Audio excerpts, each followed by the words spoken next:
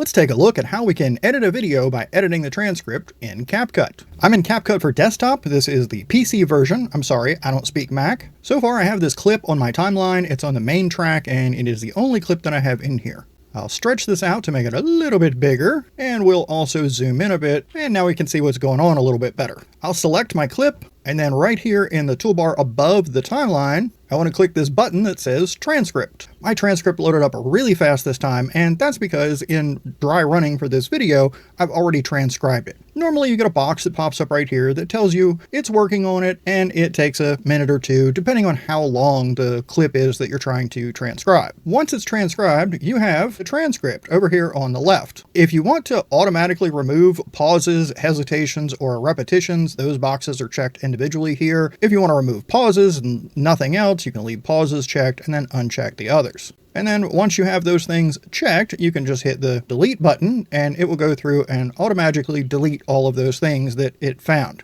Now, it is definitely not perfect. For pauses, it's looking for silences in the audio. It does not get it perfect. For hesitations, it's trying to pick up when, well, I don't know about you, but I'll start to say something and I'll get part of the first word out and then I'll have to pop the clutch between my tongue and my brain before it comes out again and starts to sound like what I'm trying to say. And then repetition are repeated things that are being said. Now, there's lots of repetition in this transcript here. It's not picking any of those up, and there may even be some hesitation. If you click that delete, it'll just wipe those out. You can also, if you want, like this is saying 1 of 28, everything it found was a pause. If you click these, it'll take you through your transcript to each one of these things that it finds, and it'll play through what it's recognized. I don't usually use this function at all, so I'm just going to shrink that up. Now over here on the left, you have a search box. If you want to find if a word was used in the video or where it was in the video, you can type in the word and it'll search the transcript. AI transcription is nowhere near perfect, so just because you search for a word and it doesn't come back with it, that doesn't mean it's not in there. Over here we have these 3 dots. If we click on that, we can turn on or turn off show deleted text. I always leave this on because I want to see what's been deleted. So let's delete something and I'll show you what that looks like. As I begin to work through the transcript, the first thing that I see up here is this little guy that's grayed out and in brackets and says 0.16 seconds. What that's saying is there is a silence or a pause there of 0.16 seconds. At the beginning, I'm okay with that. I'm going to leave that right where it is. I start reading through my transcript and I see right here, I start to say something and then I back up and do another take of it. So right here where it says, but it's recently had a name change, if I click on that, this is what I'm going to get rid of because it's my first take, and then I say it again in my second and last take. So if I just hit delete, it shows a strike through there. And then over here on my clip on the timeline, it has cut out that section from the clip. You can tell here that now this is split into 2 different clips with that section I just deleted cut out. Sometimes it will let you delete an individual word, like there, I just clicked on so, and it will let me delete that. Sometimes though, it will only delete a couple of words, a phrase, or a sentence. For instance, here where I clicked on question, if I wanted to get rid of the word good or question, that's not an option. I can either get rid of both of them or leave both of them in. Now I'm fine with that in this case, especially since that's a repeat and good question is right over here. So I definitely want to delete all of good question. But if it's a situation where it wants to delete more words than I really want it to, the way I usually deal with that is just to add a marker. So my playhead on the timeline is lined up with where I am in the transcript. You can watch it move along as I select words that are further down in the transcript. So if, for instance, this good question, I wanted to get rid of good and not question for whatever reason, I would just come over here to the toolbar above the timeline and click on this add marker. And now I've got a marker there, so I know that's an area that I definitely need to look at. Now you're going to have to play back through this whole thing and sort of fix it up, because when you delete the words in the transcript and it's cutting things out of the clip, there are going to be times that it absolutely is going to cut words off and make it sound really choppy, and you'll need to sort of stretch that clip out a little bit longer to get the tail end of your word, or even in the beginning, you're going to have to stretch it the other way so that it doesn't just chop into the middle of a word when you start talking. Further down here in our transcript, I see this little guy in the brackets that says 0.48 seconds. That's a half a second, and I probably don't want that space in there. So I'll go ahead and click that and click delete, and it makes it go away. Now, what do you do if you delete something and you want to bring it back? Let's say I decided that I want to keep this line here that I deleted earlier. I can just click on it, and if I click restore,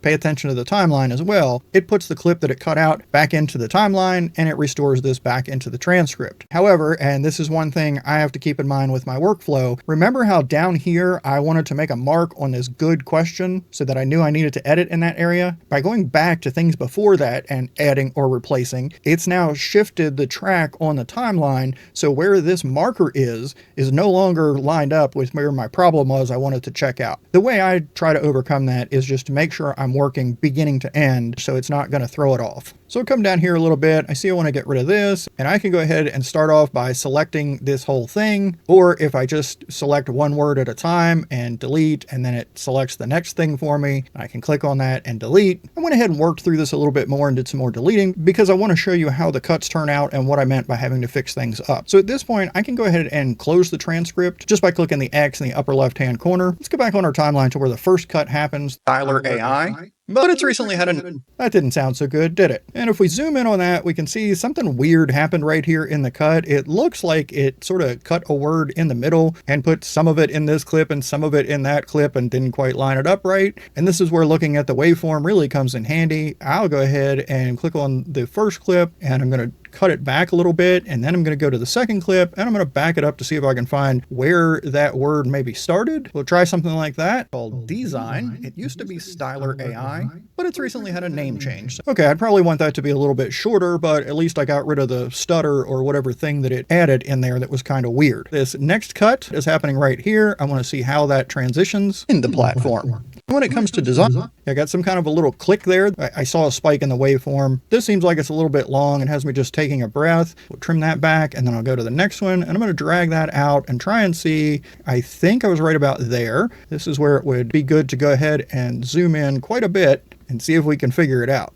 All right, that's not helping me. Let's come back to here and play through. That's behind the platform. And when it comes to design, okay, that sounds pretty good. If I wanted to shorten up that spacing, I could do what I've been doing, which is select this first clip, trim off the end a little bit, and or trim off the end of the next clip. Behind the platform. And when it comes to design, yeah, I like the way that sounds better. So like I said, this is not perfect by any means. Once you get the hang of it and you've done your editing of the transcript and then you play through and you're just sort of cleaning up the edges, it's not too bad. On one hand, it feels like you're doing the same thing twice, but hey, if you prefer reading it and fixing the words, then looking at the waveform, it's an option. Let's say I started with this where I have multiple clips on this track. If I didn't select any of these clips and I just came up and clicked this transcript button, it'll do its thing processing. This is the working message that I was telling you about. Now it's retranscribed this entire video. Again, I didn't have an individual clip selected, so it is transcribing all the clips. But if I come up here and click my little three dots, I can no longer have it show the things that I've deleted because for whatever reason, when you're transcribing multiple clips, it just won't show you what you've deleted. So if I come over into my transcript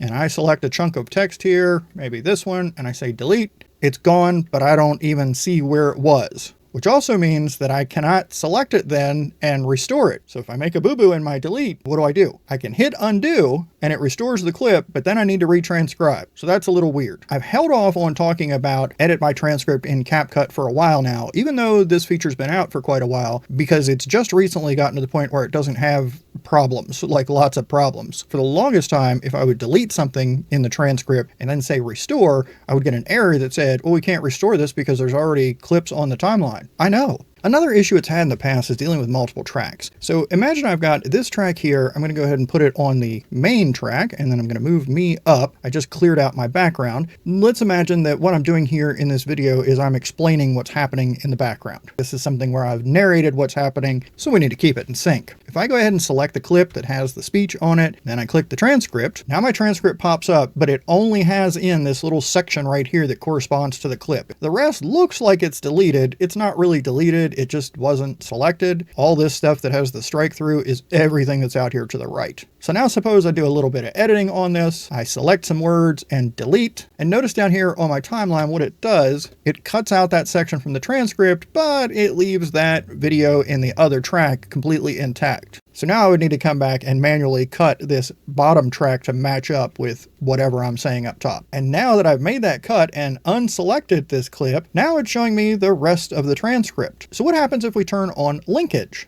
I'll come over here above the timeline to this toolbar that's on the right side and say turn on linkage. And now we'll come back up and we'll get rid of something here that's in this upper track where we have the lower track that needs to stay synced. Hit delete. Oh, nope, just takes out the top and not the track below it. All right, what if we convert this to a compound clip? Just select both of these clips. I'll right click and say create compound clip. Now let's go ahead and delete some words here. Today we're looking at the AI image generation platform called Design. And what that managed to do was delete it here from this transcript, but it totally did not delete it in the video or the audio at all. Let's go ahead and undo that. I use Control-Z for undo. It's my favorite keyboard shortcut that was ever invented. Let's say we created our compound clip out here before we were in the transcript editor. We create it without the transcript open, and then we come up here and click on the transcript button. Now I have nothing selected, and it's only showing me the transcript of this compound clip. Will it let me delete a section now and actually honor it? Let's see. We'll highlight some words, and by golly, that got shorter. It took it out. So that's what Edit by Transcript does in CapCut. It can be finicky and a little tricky, and sometimes it requires some experimentation, and it has definitely changed over time. I don't know if this is the final version of how things are going to work or not. I do appreciate that they are making improvements, and a lot of these things have gotten better in recent months, but there may be additional changes to come. I hope you found this helpful, and I look forward to seeing you in the next video.